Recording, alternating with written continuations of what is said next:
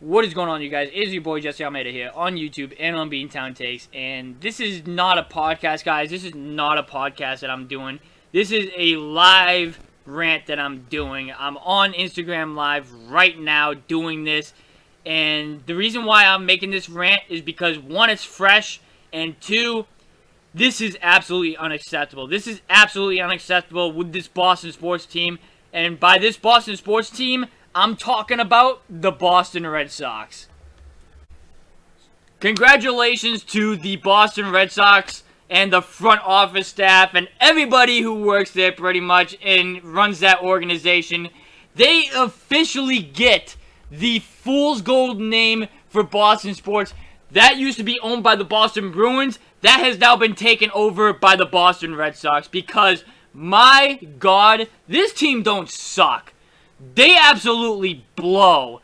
They are terrible. They shouldn't even be playing in the major leagues right now because they are playing like absolute high school baseball players out there. Third time. Sends a drive to deep center, but where is it? It's way over the head of Duran, who never saw it. He never saw it. Tapia around third, heading home. And inside the park, grand slam for Raimel Tapia. Lost in the twilight at Fenway Park. Tapia dejected on contact, turned on the Jets, and he clears the bases with an inside the park grand slam. I mean, you can slice this stuff up all you want. I'm going back to the end of the first half now, but this is just embarrassing. This is just humiliating. 41-3. In the last 2 games and 4 innings that the Red Sox have been outscored by. That sounds like a Patriots-Jets game. Kept in second with 2 down. Chapman pops one up right out in front of the plate. And it drops! Nobody even got a glove on it. Nobody got within 3 feet of it. And another run comes in to score. Fenway Park. Guerrero smokes the ball to left field, and that's off the wall. And 2 more runs are in to score on a Fenway single. A line drive, 2-run single. It's unbelievable what is going on here right now. It is 21-3. That's how bad they are playing right now. And right now, ladies and gentlemen, you probably sell at the trade deadline. I can't believe I'm saying that, but it needs to be said. You are probably selling at the trade deadline because you guys are not good whatsoever. And if you guys don't know what I'm talking about, because I am absolutely angry right now at this team, except for a few guys. There are a couple of guys that I'm not angry at whatsoever. And that is Xander Bogaerts, Rafael Devers, JD Martinez. That's it. That is it. Everybody else is on my hate list right now. Because this play right here, especially by this dude right here. Third time. Sends a drive to deep center, but where is it? It's way over the head of Duran, who never saw it. He never saw it. Tapia around third, heading home. And inside the park, grand slam for Raimel Tapia. Lost in the twilight at Fenway Park. Tapia dejected on contact, turned on the Jets, and he clears the bases with an inside the park grand slam. That is absolutely unacceptable, inexcusable, whatever you want to say. That should not be happening in the major leagues. Not at all. It's bad enough to the point where you can't see the ball. You can't see it. It's bad enough where you don't know where it is. It's even worse when you don't hustle for the ball. And why aren't you hustling for the ball and giving it your all? I don't understand that. I don't know what Jeremy Durant is thinking whatsoever. But I've been saying this from day one. They don't have any outfielders whatsoever. Absolutely no outfielders. Verdugo's pretty good. Shout out to my dad who just yelled that from upstairs. Verdugo is good, but that's it. That's about it. You don't have anybody in the outfield other than Alex Verdugo. Jarren Duran needs to go after this. That is not major league effort whatsoever, and you don't deserve to have a role in the major leagues if you are giving it that much effort. If you don't care that much to hustle for the ball, you should not be in the major leagues whatsoever. You should be in Double-A. You shouldn't even be sniffing the major leagues. That's how unacceptable that is. And by the way, ladies and gentlemen, before I do move on to other issues, this is the second time in 3 weeks that this same exact play has happened with the Boston Red Sox. What is it? I have no idea what it is. But because of the fact that they don't know how to play in the outfield, they're not good whatsoever in the outfield. And they are lacking depth in the outfielder. I've been getting into an argument with somebody on Instagram. The front office staff has a lot to do with the lack of depth in the outfield. First of all, you don't draft an outfielder, you draft shortstops. Because you're afraid that Xander Bogaerts going to leave. And to be honest with you, if he opts out and leave, I don't blame him anymore. I really don't blame him anymore because of the fact that this front office staff is a joke. John Henry said it, I guess, 6 days ago. You guys saw my reaction video to that. He said we were still building. Boston Globe had this to say about the state of his team. Quote, I feel good, but we're still in a building mode here. We're concentrating on building our organization from top to bottom. We took a good step forward last.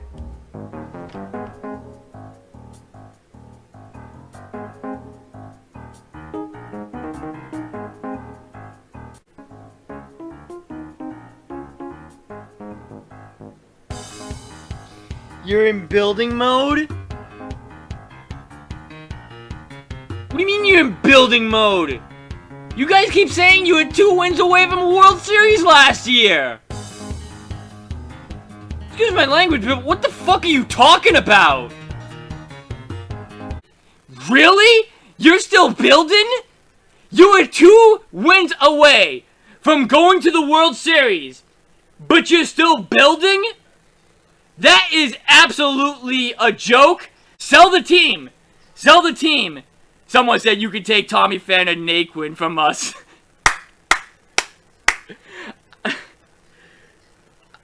They're better than what we have right now. You just have Verdugo and that's it.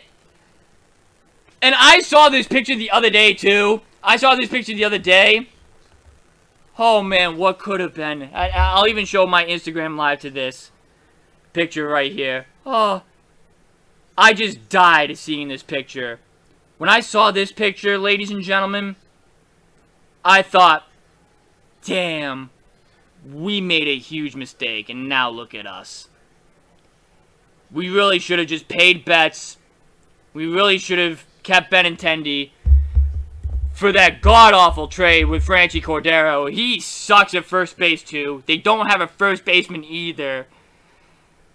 The front office has really made some bad moves, and that's why you are in the situation that you are in right now.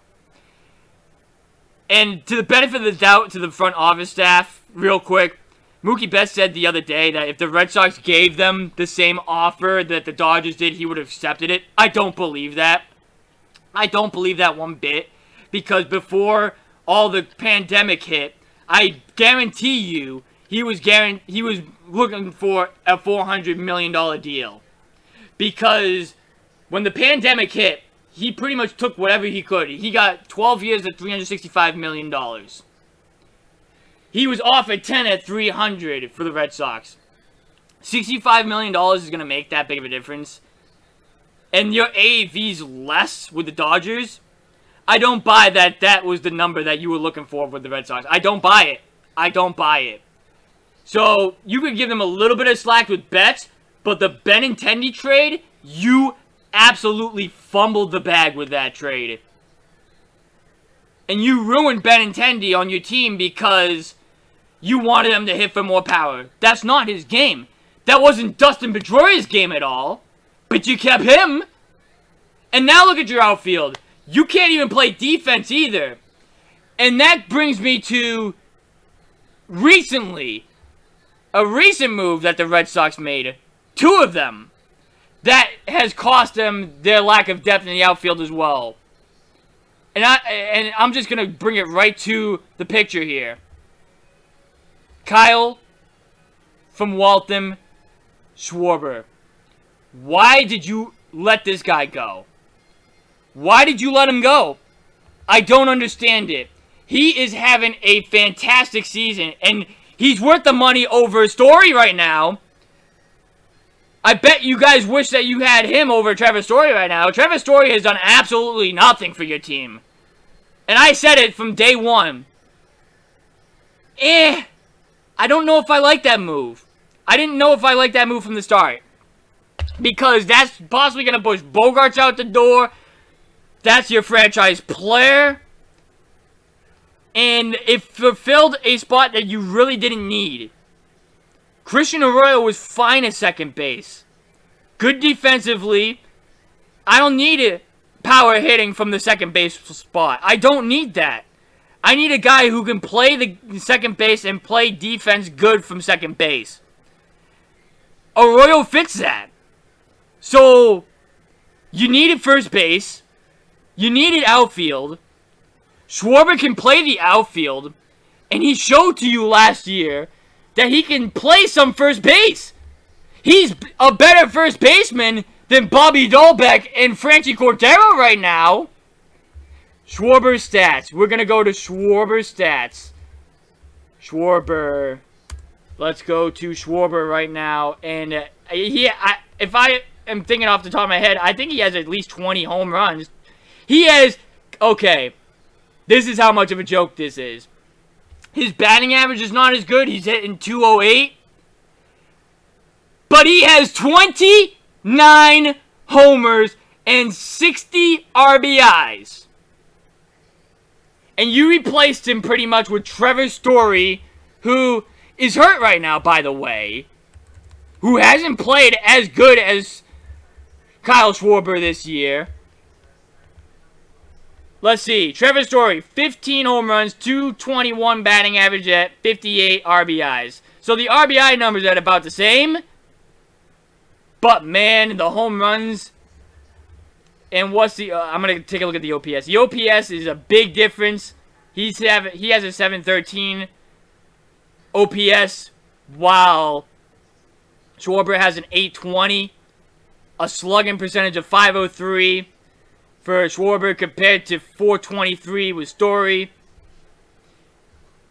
Damn. Damn, damn, damn, damn. I would much rather have Kyle Schwarber right now over Trevor Story.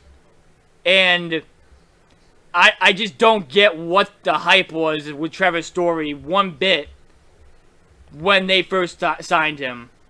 I don't get it. I don't get it. So now I go on to the next move that the front office staff made that was a big mistake. And I don't need an explanation with this one either. Right? Ladies and gentlemen, right? Am I right or am I right? Hunter Renfroe for JBJ and 2 prospects. I understand the whole we're building thing. Actually, I don't understand it. Check me on that. I don't understand it. But, really? Really? This guy is hurt, and he's having a much better, and he's still having a much better season than JBJ is. Again, Jackie Bradley, I want to say hitting around 200. I think he has like 2 home runs and like 20 RBIs. But I think I'm getting the point across from all you guys that are watching this podcast. You are lacking depth in the outfield and at first base, obviously, but that's a whole different topic. Actually, it's not a whole different topic because Schwarber played pretty decent at first base last year, so it's really not. It's really on the same level of the topic, and that has a lot to do with your front office and the decision making that they made in the offseason. So there you go. That's where your team's at right now. They can't even catch a freaking fly ball in the outfield. At first base, they can't even catch a throw across the diamond. This team the errors that they make just makes you so angry because of how stupid they are. They should be making those plays day in and day out. That's basic baseball. That's just basic baseball. And now I end off the Red Sox with their pitching staff. You just lost Chris Sale once again, which is frustrating. I feel bad for that guy too.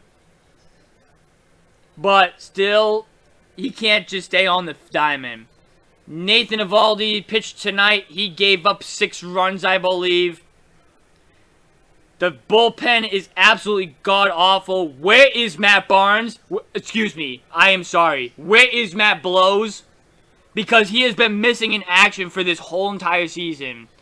And you paid him to be your closer? A bad signing there, too. It really goes to show that the spider tack that they were using, these pitchers, really showed that they were more than what they were. Once that was gone, Matt Blows was the same thing as he always was. Horrible in clutch situations and just can't hold his own.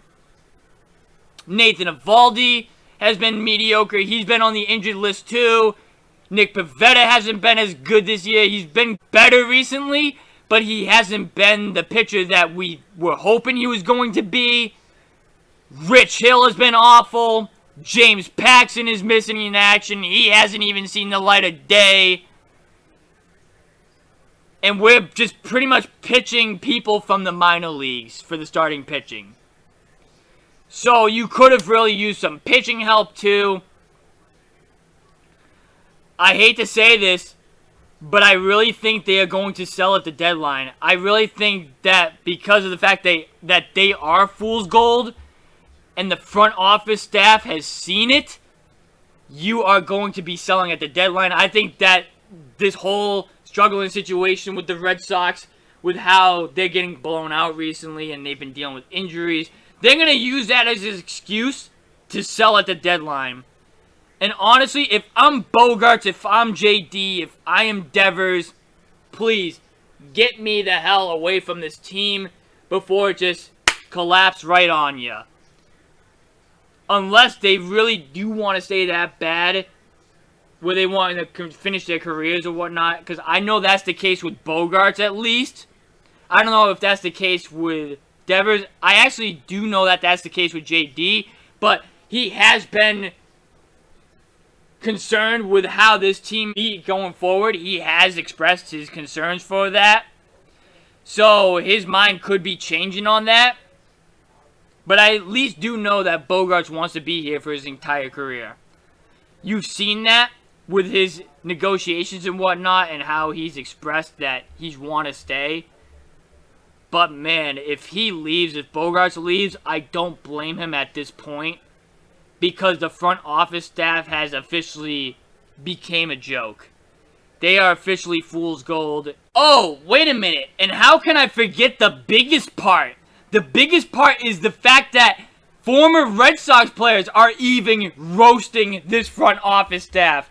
If you guys don't know what I am talking about, I'm talking about recently, this guy has been in big news ripping on the front office staff. Jonathan Papelbon has been in the news recently for, let's just say, the Red Sox way of doing things in the front office. This is what Jonathan Papelbon has said about the Red Sox this season.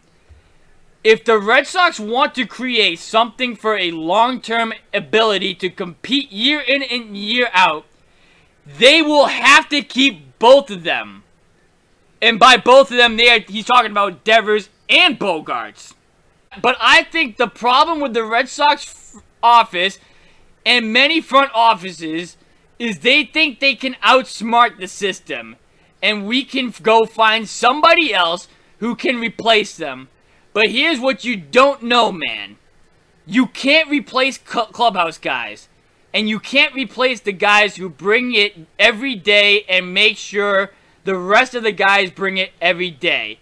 In my opinion, Bogaerts and Devers are those two guys in the clubhouse that do that. If Chaim Bloom keeps this act up, he ain't going to survive in Boston. You want to talk about being able to play in Boston. This dude isn't going to survive in Boston because you've got to win in Boston. If you're a general manager and you're not winning in Boston and you're not keeping up with what other teams are doing and what other teams are paying and how other teams are winning, guess what? You're not going to have a job just like the players. So Jonathan Papelbon has even got onto this team, and the fact that they are just making absolutely ridiculous offers to Devers and Bogaerts and so on and so forth. I heard the other day that the comp for Rafael Devers that the front office made was Matt Olson. Matt Olson of the Atlanta Braves. That is absolutely laughable. That's an 8-year, $168 million offer. $20 million a year, excuse me. Devers is not a $20 million a year guy. He's just not that guy. He's way better than $20 million a year. And if this is going to be your best offer with Devers, you're going to lose him too. And Matt Olson's 28 compared to Rafael Devers, who is like 25, something like that. He's 25 compared to Matt Olson, who's turning 29 soon. Really? That's Rafael Devers' comp? And Matt Olson, he's good, but he's nowhere near Rafael Devers' level. Nowhere near him whatsoever. It's not even close. And I would take Matt Olson on my team for first base. I would do it.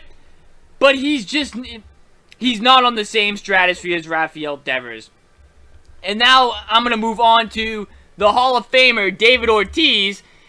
He was talking about Xander Bogaerts' situation during the All-Star game. And he actually pulled out a gun with money coming out saying, "Pay the man." To the Red Sox front office, just pay the guy. Just pay the guys. I mean, you're going to have a lot of room in the market next season. Everybody's going to be coming off your books pretty much for the most part. So why can't you pay your two core guys in Bogaerts and Devers and then just work from there? There's no excuse to why Bogaerts and Devers should not be on this team this next season. There's no excuse for them not being on this team next year and going forward. For Bogaerts and Devers, I should say. There's no excuse for that. So that's my little rant on the Red Sox. This is going to be its own video. I'm going to have a podcast with Mike next week. I did talk to him. I sent him the video clip that you guys saw too. He thought it was absolutely hilarious because obviously he's not a Red Sox fan. He's a Yankee fan. So he's getting a big joke out of this whole entire thing whatsoever. And that's pretty much all I got for you guys with this rant about the Red Sox. It's going to be interesting. The trade deadline is going to be interesting. We're going to talk about the trade deadline in the podcast coming up soon. It's going to be Monday or Tuesday that I record it. I was planning on going to 2, maybe 3 games next week, but cross that out. I might not even go at all, depending on how this weekend goes. I do want to see my friends at Fenway, like the people that work there. You know what I mean? The only reason why I'm going to games here on out is because Bogaerts might not be here next year and to go see my friends over there. Other than that, they would be in timeout right now. They would be in timeout if it wasn't for those two reasons. But I'm not going to fault Bogaerts, Devers, Martinez even though he's having a down year this year. He's at least trying. You can tell he's at least trying. Story has been okay, but he has not been as good as Schwarber, which I would like to have over him right now. So, that's going to do it. Leave a thumbs up if you guys enjoy. Subscribe now if you guys are new. You guys know what to do. Go check out our website. Links in the description down below. If you guys want to help donate to go to games, my Venmo's in the description. Anything else, appreciate all the love and support. It's been Jesse. And the sad Red Sox fan right now. The sad Red Sox fan. And I'll see you guys in the next video. Later, guys.